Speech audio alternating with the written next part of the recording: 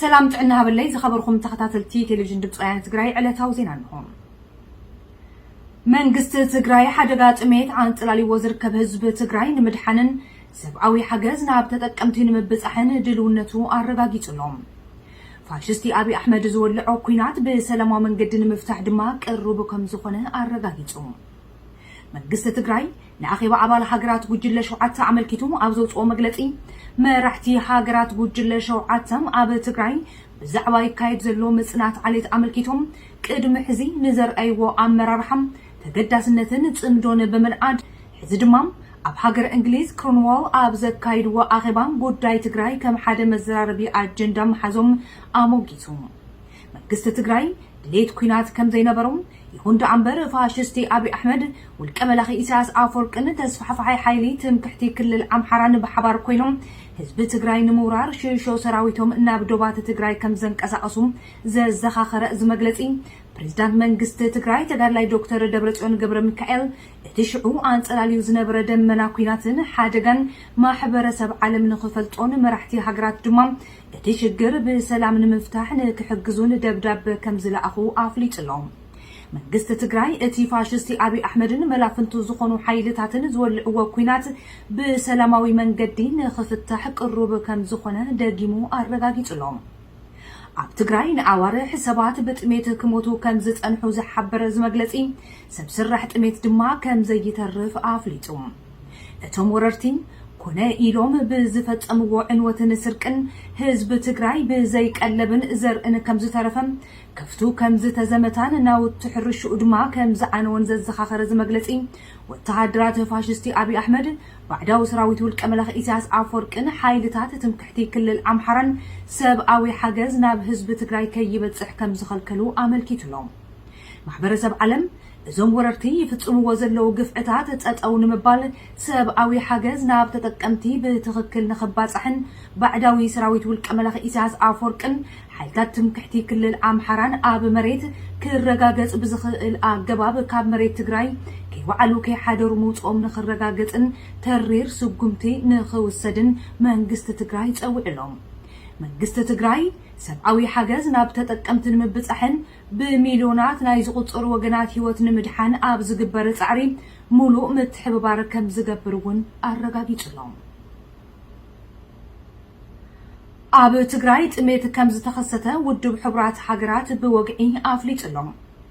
ምክትል ዋና ጸሓፍን ሓላፊ ሰብአዊ ሓገዝን ውድብ ሕቡራት ሃገራት ማርክ ሎውኮክ ኣብ ትግራይ ጥሜት ከም ዝተኸሰተ ብወግዒ ተዛሪቦም። ሕዚ ጥሜት ተኸሲቱሎም እቲ ኩነታት ካብ ትሕዚ ዘለዎ ክገድድ እዩ ከም ዝበሉ ቢቢሲ ጸብጺብሎም። ኣብዚ ሕዚ እዋን ኣብ ትግራይ ሓደገኛ ዝኾነ ኩነታት ጥሜት ከም ዘሎን ብሰንኪ ድማ ሰባት ክሞቱ ከም ዝኽእሉን እቲ ጸብጻብ ሓቢሩ። ፕሮግራም ምግቢ ዓለምን ካልኦት ትካላት ውድብ ሕቡራት ሃገራትን ኣብ ጥሜት ዝርከብ ህዝቢ ትግራይ ንምሕጋዝ ህጹጽ ስጉምቲ ንኽወሰድ ጸዊዖም ኣለዉ። ፋሽስቲ አብይ አሕመድ ተስፋሕፋሕቲ ሓይሊ ትምክሕቲ ክልል ኣምሓራን ውልቀ መላኺ ኢሳያስ ኣፈወርቅን ብሰንኪ ዝፈጸምዎ ወራር ኣብዚ ሕዚ እዋን 5.5 ሚልዮን ትግራዋይ ንጥሜት ከም ዝተቃልዐ ዝሓበረ ዜና ቀዲ መንቀሊ እዚ ሓደጋ ጥሜት ድማ እዞም ወረርቲ እኽልን ካልኦት ሃፍትታትን እቲ ህዝቢ ወሪሮም ስለ ዝወሰድዎን ነቲ ዝተረፈ ድማ ስለ ዘቃጸልዎን ከምኡ እውን ካብ መረበቱ ስለ ዘፈናቐልዎን ትካላቱ ስለ ዘዕነውዎን ከም ዝኾነ ኣመልኪቱ። እዚ ከም ዚሉ እናሃለወም ልዕሊ 30,000 ህፃናት ትግራይ ብሰንኪ ጥሜት ክሞቱ ከም ዝኽእሉ ዩኒሴፍ ኣጠንቂቖሎም። ትካል መድሕን ህፃናት ውድብ ሕቡራት ሃገራት ዩኒሴፍ ትማሊ ከም ዝሓበሮም ብጥሜት ሰንሰን ዝበሉ 33,000 ዝኾኑ ህፃናት ትግራይ ከም ዘለውን ህይወት እዞም ወገናት ንምሕጋዝ ዘኽእል ሓገዝ ከይቐርብ ድማ እቶም ወረርቲ ፍቓድ ከም ዝኸልከሉን ኣፍሊጦሎም።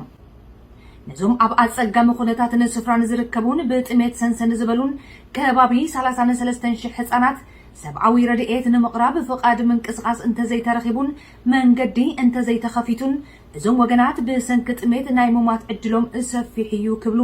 ወሃቢ ቃል ዩኒሴፍ ጄምስ ኤልደር ተዛሪቦም ኣለዉ። እቶም ወሃቢ ቃል ማሕበረሰብ ዓለም ነዚ ኩነታት ስቒሉ ከም ዘይዕዘብ እውን ሓቢሮም እዮም። مختل وانا صحفن حلافي سبقاوي حاجزن ودب حبرات حجرات مارك لوكوك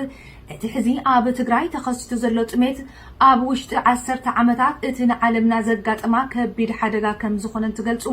ካልኦት ትካላት እቲ ውድብ ድማ ሰብኣዊ ሓገዝ ንምክፍፋል ዝገብርዎ ጻዕሪ ብወተሃደራት ፋሽስቲ ኣብይን መሻርክቱ ሓይልታትን ከም ዝተዓናቀፈ ኣመልኪቶም ተወካሊ ፕሮግራም ምግቢ ዓለም በወገኖም ትካሎም ኣብ ብዙሕ ከባብታት ትግራይ ሓገዝ ምክፍፋል ከም ዘይከኣልን ቀንዲ ምኽንያት ድማ ፋሽስቲ ኣብይን መላፍንቱ ዝገበርዎ እገዳ ምንቅስቃስ ከም ዝኾነ ገሊጾም ኣለዉ ብሰንኪ እዚ ድማ ሰባት ብጥሜት እናሞቱ ከም ዝኾኑ ምሕባሮም ፍራንስ 24 ጸብጺቡሎም ወሪዝባና ወበረወዝባና ወረቻ ዘይስቀሎ ዶሙቕ ታሪኽና ወድሙቕ ሕብረና ዘይሓስስ በጸሎሎ ሃልዋትናን ድሕንነትናን بقلصمنا قلصمنا يطوى بحيلي من قد نسحق نسهروا ببلحات نسهروا بعقلي ناب خلقوت زيناتاتنا كنسكر سراوي تግራይ ኣብ ልዕሊ ጸላእቱ ዘመዝግቦ ዘሎ ተደራራበ ዓወት ተጠናኺሩ ክቕጽልን ትግራይ ሓራን መውጻእን ህዝብ ትግራይ ኣብ ጎን ሰራዊት ክስለፍን ደጀን ኮይኑ ኩለመዳዊ ሓገዝ ክገብርን ይግባእ ኢሎም ነበርቲ ዞባ ምዕራብ ትግራይ ዝርዝሩ ወኪልና ካብ ሓራ መሬት ከም ስዕብ ኣዋዲዱ ካቀርበልና እዩ ልፍንቲ ፈቂሮም ምጽናት ዓሌት ካብ ዝውጁ ሸውዓተ ኣዋርሕ ኣህሊፎም ዘለው ፋሺስት ወልቀ መላኺ ኣብይ ኣሕመድ ወራሪ ወልቀ መላኺ መንግስቲ ኢሳያስ ኣፈወርቅን ተስፋሕታ ሓይሊ መንግስቲ ክልል ኣምሓራን መሰረተ ልምዓት ትግራይ ከዓኑ እንስሳት ብሓይሊ ክሕረዳን ክስረቃን ኢሉውን ደቂ ኣንስትዮ ኣሕዋትናን ኣዴታትናን ብሓይሊ ክድፈራን ንዓደድ ሕማማት ክሳጣሓን ዝገበሩ ኮይኖም እቲ ሕማም ርእሲ ኮይንዎም ዘሎ ሰራዊት ትግራይ እውን ዝቕልቦ ሲኢኑ ፋሕፋሕ ኢሉ ክበታተን ኣለዎ ብምባል ኣብ ቆፎ ገባራት ዝነበሩ እኻል ከቃጽልዎን ክጉሕልዎን ክኢሎም እዮም ይኹን እምበር እዚ ኩነታት ንህዝብን መንግስትን ትግራይ ሓድሽ ዘይኮነት ቅድሚ ሕዚ ብሓዊ ተፈቲኑ ዝሓለፈ ጅግና ብምዃኑ ዝያዳ ክሕርኖ ገይርዎ ኣሎ ብመሰረት እዚ ድማ ሰራዊትና እንተሃሊ እዩ ንሕና ክንህሉ ንኽእል ብምባል ብኣማኢት ዝቁፀራ ንሕርዲ ዝኾና እንስሳት ንሰራዊት ትግራይ ከም ዘወፈዩ ነበርቲ ዞባ ማእኸል ገሊፆም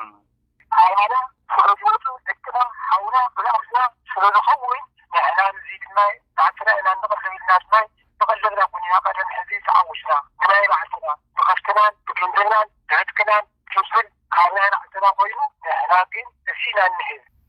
ወራርና ሻዕርና ናዕተውና ዓብዪ ነገር ስለዘውፅሕና ንኽእል ነገራት እዚ ግን ከመይ ኢሉ ተሰሚዕና ኩሉ ነገር እናሰርሐ ኢና ንሕና ግን ተደጊፍና የምና ንሰራዊት ብቅልፅናን ብገንዘብና ህይወትና ዘለና ኢና ሓፈዳዊ ኣመራርሓ ዘላእኹ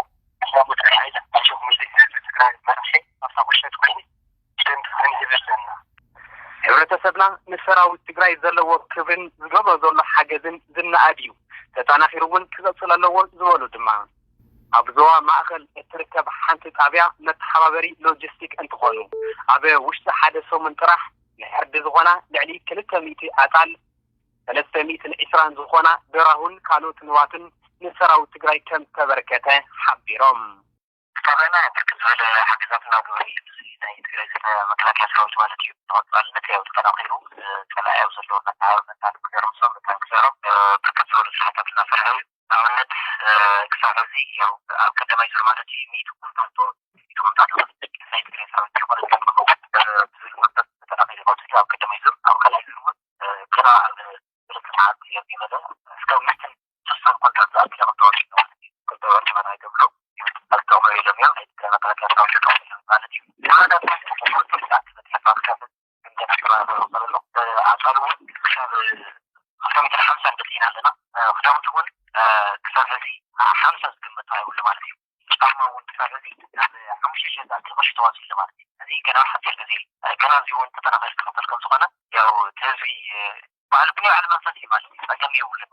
أنا الذي قلنا كلمة ناس عملت التحينا خدموا أو كلهم كلهم بارونا طبعا ما كانوا مختصين كذا مدرسين كذا كذا خير لو كنت أنا زرع كل أكتر أنا بتمنى شو وقت صبح خلينا أنا بجرب أحضر كلام صدق حضر ميتوان مال الزوفينات تزبا وخينات بمخانو إجماع صنعتنا كنوحن كحصر نزخل بقمصنا امبر كالئ مفتح يبلون زبلو ازوم رئيسو زحاونا نبرتي زوا معخل كل حزب تግራይ ኣብ ጎኒ ሰራዊት ትግራይ ክስለፍን ደጀን ኮይኑ ከገልግልን ጸዊዖም ትግራይ ወዲ ትግራይ ትግራይ ምሕላ ትግራይሁን ኪዮዲሁን እኽሪሁን ናሕተን ዋዕትራን ስለዝኾነ ሕዚቡን ቀጻላይ ኣጣል ኣነሕሲ ከፍቲ ንሕሲ ክህብሎ ባይረ ከፍቲ መኪናሱ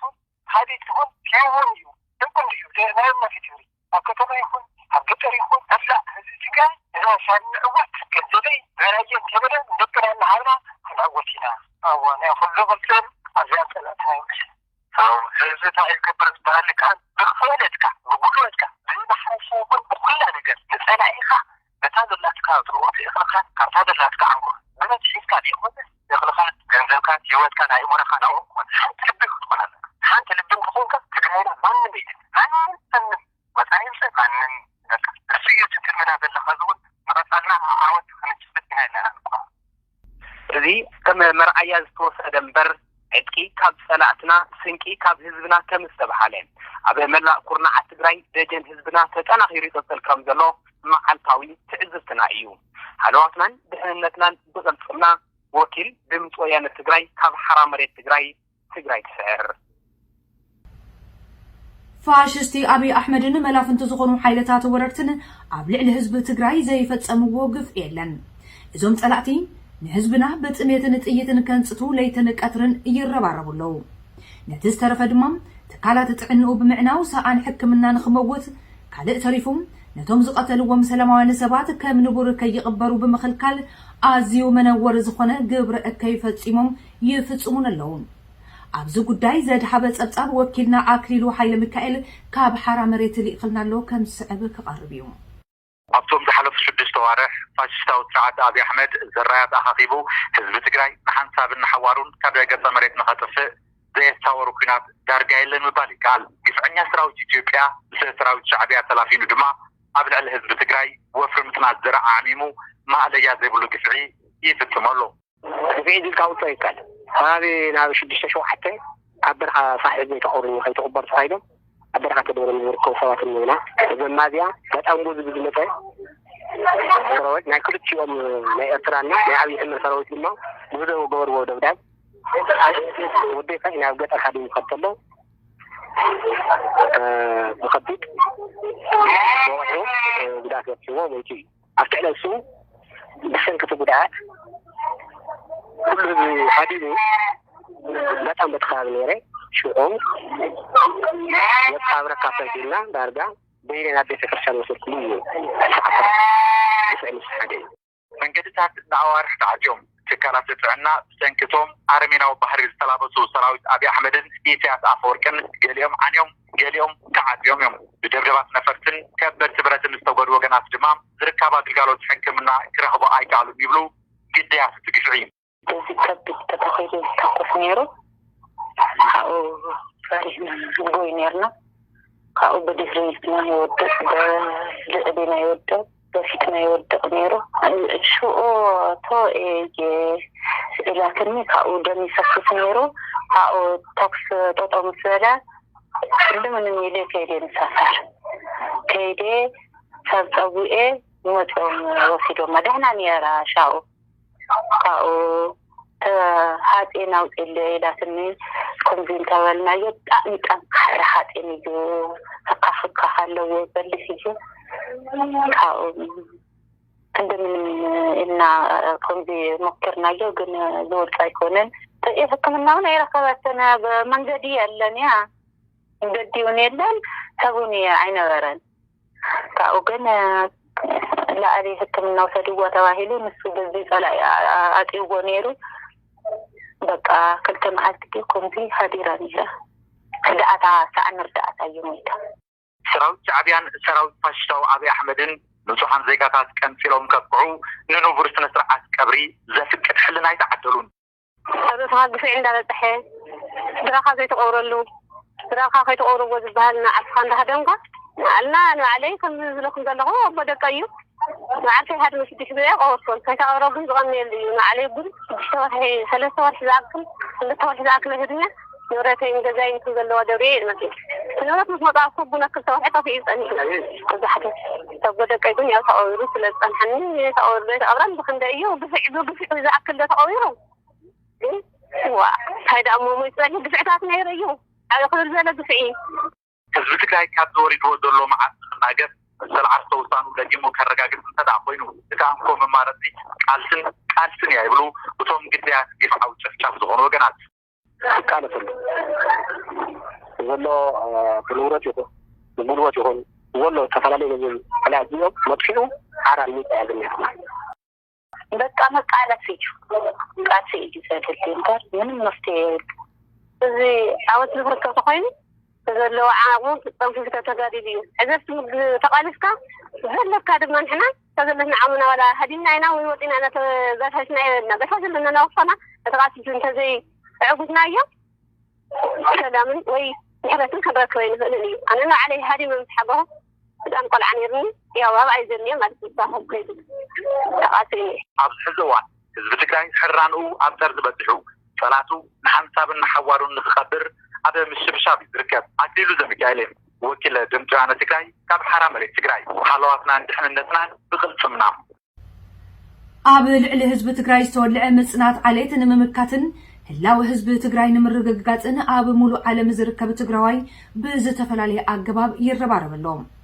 ብዙሓት ተጋሩ መናእሰይ እውን ካብ ዝተፈላልዩ ሃገራትና ሜዳ እናወሓዙን ተኾኑም ኣብ ዙርያ ዘድሓበ ጸብጻብ ድማ ካብ ሓራ መሬት ከም ስዕብ ቀርበልና እዩ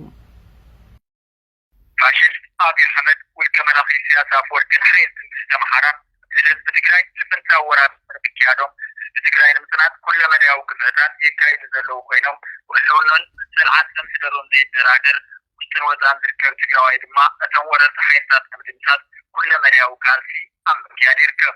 كان رامزيو أبو السراو تجراي تسلفو أتنارتهم كفعوين وررتين تكارس زلو من السيرو بيلون حزبون من حان برخاوتي حقالتي أمارات مفانا عامينو يكالف كم زلو يكالف أنا أو كندا يعني أو كندا عبد أو ودي قطعة مثلا أو كندا إذا خدنا أو دساوية توليدة أو كمي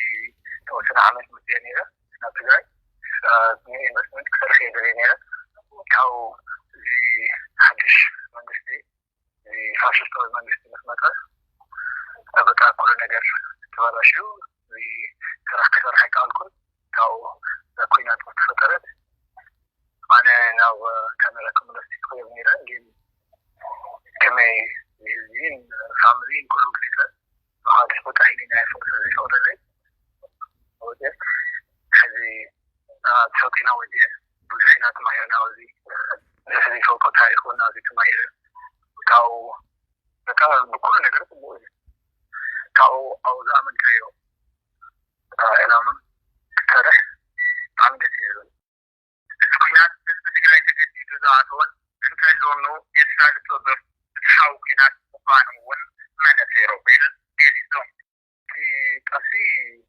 هاي اللونا تزاعدون كاو ميف فتحاول كوينات ديناتنا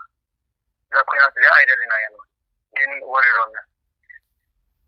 جانا سايرو لنا يوم أوجه زري مدفع مالتي أو كله تعميد كرائي ككويناتون أو بتمنى محلي قتينا ندرس إذا درجة أو تسهلي مو زي حدش نقرونا كنا أو تبعي بوجس صلاتي وريرنا أو كلهم تدرسي سونيا اليوم كاتما يورطنا يوم كان إحنا كابوتنا ولا إنتنا تكاي وروا وضحينا نايم تكاسم تزلو تسديو تحرمبات سراوي تكاي ول مورالاو الناس حانديتو ثلاثو رنت بينو يكاثرم كم زلو تزاربهم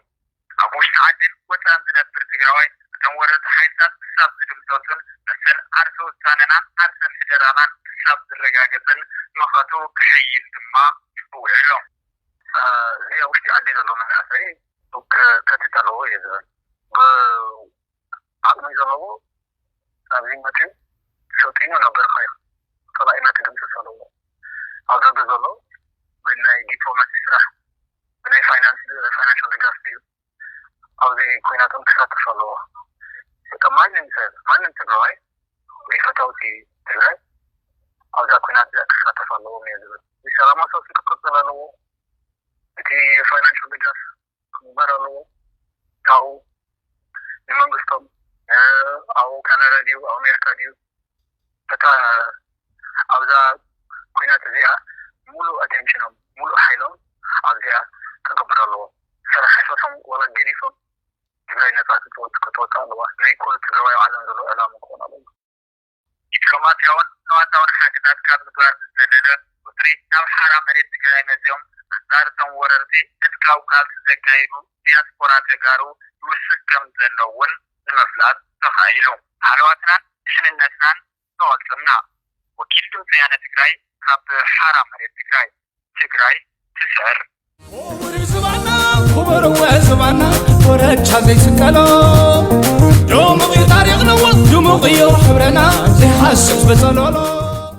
حلواتنا دحننتنا بقلصمنا قلصمنا زي يطوى بحالي منقد نسحيكم نسبرو ببلحات نسبرو بعقلي زيناتاتنا حزون النعطل اليوم ሳላዕቱ ብጻዕሪ ሓረስታይ ትግራይን ካብ መንግስቱ ይግበረሉ ዘነበረ ኩለ መድያዊ ሓገዝን ሕርሻ ትግራይ ዓበይቲ ምምሕያሻት እናርአዩ ከም ዝነበሩ ዝፍለጥ እዩ። ኣብ ዞባ ደቡብ ትግራይ ወረዳ ዓላጀ ዘለዎ ገባራት ቅድሚ ወራረ ጸላኢ ካብ ዓውዲ ክሳብ 100 ኩንታል ይረኽቡ ከም ዝነበሩ ለሙግናም መሬቶም ድፋዕቶም ወረርቲ ከም ዝኾነ ብጓሂ ይዛረቡ። ቢቢሲ ትግርኛ ብዛዕባ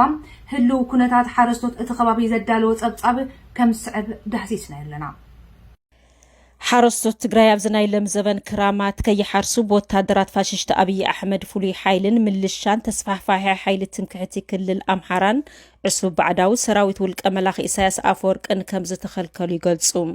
ኣብ ዞባ ደቡብ ትግራይ ኣብ ወረዳ ኣላጀ ዓጸላ ዝተባሃለ ዓዲ ነበራይ ዝኾኑ ወዲ 60 ዓመት ሓረስታይ ኣይተ ገብረ ማርያም ኣቦ 6 ስድራ እዮም። ቅድሚ ሕዚ ኣብነታዊ ሓረስታይ ተባሂሎም ይሕረዩን ይሽለሙን ነይሮም። ካብ ሓደ ዓውዲ ካብ 30 ክሳብ 100 ኩንታል ይረኽቡ ከም ዝነበሩ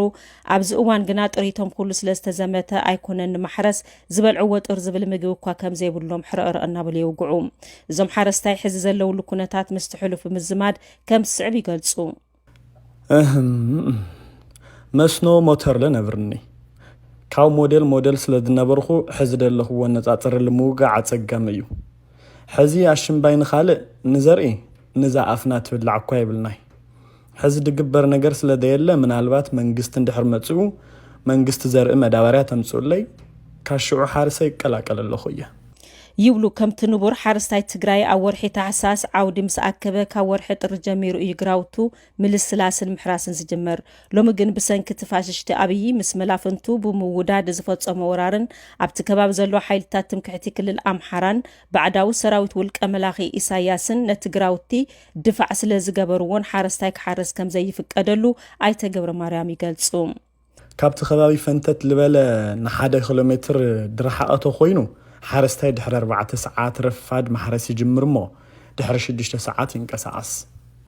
بمبال حارستاي ابر عدن فرحن كم زركب يحبرو ازم وررتي محرس مخلكال طراي زي كونس طريت نبرتن تجبارون كم زمتو ايته ገብረ ማርያም ይዛረቡ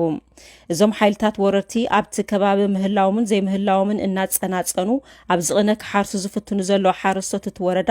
ከም ልሙድ ዝዘርኡ ወምሩጽ ዘርኢ ኮነ መዳበርያ ተዘይለኳ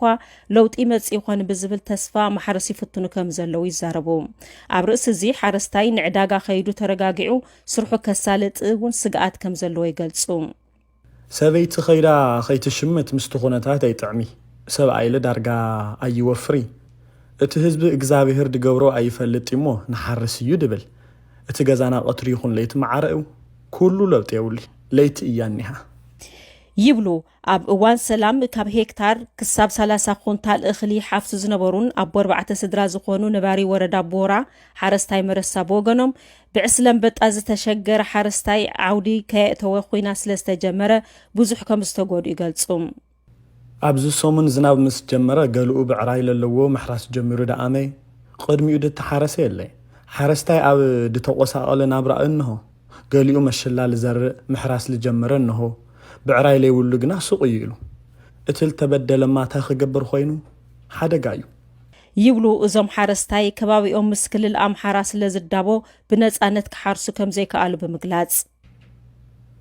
ሕዝና ደንገጽና ሕዝ መጸና ተባሃልና ኢና ንሓርስ ሕዝ ብዘይ መዳበርያ ምሩጽ ዘርኢና ንሓርስ ለለና እቲ መሬት የተላሳለሰ ስቁልኻ ኣብ ኣፍ እዩ ሎሚ ቅነ ምሕራስ ልጀመርና ካባና ወፂኦም ላብ ኣላጀ ስለ ልደየቡ እዩ እምበይ ንሶም እናሃለው ሓረስታይ ኣይሓርሲ ብምባል ገለ ሓረስቶት ኣውዕሮም ከም ዝተወሰድዎምን ሓሰሮም ከም ዝተቃጸሎምን ሓቢሮም ኣብ ወረዳ ቦራ ዕሱብ ባዕዳዊ ሰራዊት ውልቀ መላኺ ኢሳያስ ኣውዕር ከም ዝወረሰ ጥሪት ሓሪዱ ከም ዝበልዐን ኣኻይሽ ቀዲዱ ጣፍ ናብ ሓመድ ከም ዝነስነሶን ተዛሪቦም ወታደራት ፋሽስት ኣብይ ናይ ምልሻ ብረት ኣበይኒኦ እናበሉ ንገባራት ከም ዘሳቀዩ ብምግላጽ ኣብ ከባቢና ብዙሓት ሓረስቶት ተቐቲሎም እዮም ኢሎም ኣብ ገጠራት ገለበዳ ተንቤን ወርዒ ዓዴት ዕዳጋ ዓርቢ ፈረስማይ እንትጮ ነበለት እምባስነይቲ ሓውዜን ሓረስቶት ግራውቶም ከይሓርሱን ከየለሳልሱን ከም ዝተኸልከሉ ቢቢሲ ገሊጹ ባዕዳዊ ሰራዊት ውልቀ መላኺ ኢሳያስ ሓረስቶት ግራውቶም ንከይሓርሱ ነቲ ግራውቲ ፈንጂ ከም ዝተኸለሉ ድማ እቲ ጸብጻብ ሓቢሩ ብተወሳኺ ተስፋሕፋሓይ ሓይሊ ትምክሕቲ ክልል ኣምሓራ በቲ ክልል ዝሓልፍ መዳበርያ ዘርኢ ናብ ትግራይ ንከይኣቱ ዓብዪ ዕንቅፋት ከም ዝፈጥር እቲ ዜና ኣመልኪቱ